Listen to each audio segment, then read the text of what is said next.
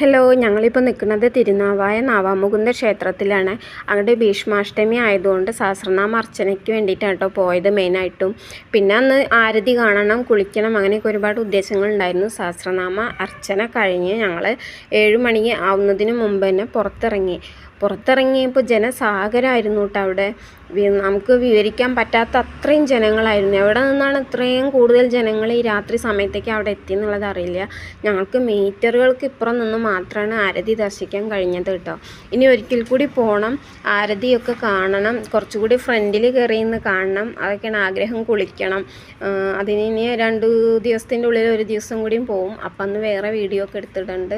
ഇത് ഞങ്ങൾ ആരതി നടക്കുന്ന പുഴയുടെ നടുക്കെത്തിയിട്ട് പിന്നീട് തിരുനാവായയിലേക്ക് തിരിഞ്ഞെടുത്ത വീഡിയോ കേട്ടോ ഇപ്പോൾ കാണുന്നത്. തിരുനാവായ അമ്പലം, അവിടെയും ഒരുപാട് ആളുകളാട്ടോ നിൽക്കുന്നത്. അവിടെ നിന്നിട്ട് ഇവിടേക്ക് നോക്കി കാണാൻ വേണ്ടിയിട്ട് അതും ഒരു കണക്കിന് അതാണ് നല്ലതെന്ന് തോന്നും. അവിടുന്ന് കുറച്ചുകൂടി ഉയരത്തായിട്ട് കുറച്ചുകൂടി കാണാം. ഇവിടെ നമ്മൾ പുഴയ്ക്ക് ഇറങ്ങും ചെയ്യും.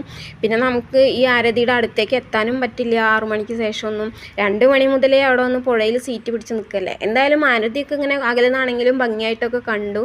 പിന്നെ മഹാമേരു ദർശനം അത് ഉറപ്പായിട്ടും ചെയ്യേണ്ട കാര്യമാണ്. കുളിയും മഹാമേരു ദർശനവും. എന്തായാലും അതും കൂടി സാധ്യമായിട്ടാണ്. ഞങ്ങൾക്ക് രഥത്തിനടുത്ത് പോയി ദർശിച്ചു, കാണിക്കൊക്കെ അർപ്പിച്ചു, പ്രദക്ഷിണം വെച്ച് ആ ആചാര്യൻ രഥത്തിനെ കുറിച്ചും മഹാമേരുവിനെ കുറിച്ചും കുറച്ച് വർണ്ണിച്ചൊക്കെ തന്നു. നല്ല സൂപ്പറായിരുന്നു കേട്ടോ. എല്ലാവരും